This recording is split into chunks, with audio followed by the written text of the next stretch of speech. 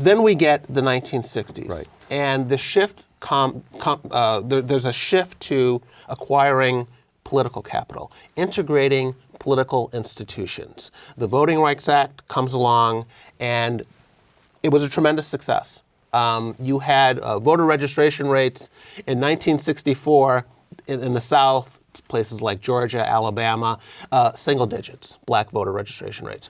A year after the Civil Rights Act, they're up to the 50%, 60%. I mean, it was a tremendous success. Right. It worked. And then the leadership, the black leadership in particular, turned to focus on electing more black officials. And the thinking was, if we could elect more black officials, the rest will take care of itself. Black socioeconomic advancement will flow naturally from black political clout. We just need to get more of our kind into office, and the rest will take care of itself. We need our share of political power. Capital.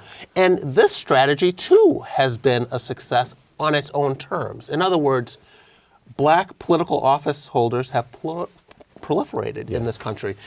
Between 1970 and 2010, they went from fewer than 1,500 to more than 10,000, including black mayors, black governors, black congressmen, black school superintendents, black police chiefs and fire chiefs, blacks, and in large cities with large black populations, Philadelphia, Cleveland, Chicago, Los Angeles, New York, Atlanta. So blacks gained a tremendous amount of political clout with this strategy. The problem is that the rest didn't happen the way it was supposed to. In other words, if you look at what happened in Marion Barry's Washington, D.C., or Sharp James's Newark, or Coleman Young's Detroit, the black poor became more impoverished on their watch. Under black leaders. Under black leadership, which is not to say that there's a causal link here, that because there were black mayors, we didn't see black advancement, because this black advancement didn't occur under white mayors and white governors and white congressmen too. So I'm not making, but at a minimum, the hope was frustrated. The hope, and I think that the idea that black political clout would lead to more black economic advancement was misplaced.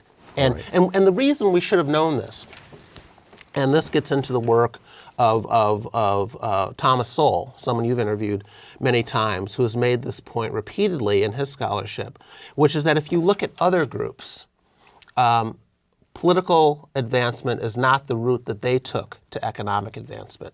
Typically, the reverse happened. A group advanced economically first, and then got involved in politics later. That's the root of everything from Jewish Americans to Italians. One exception to that rule is the Irish.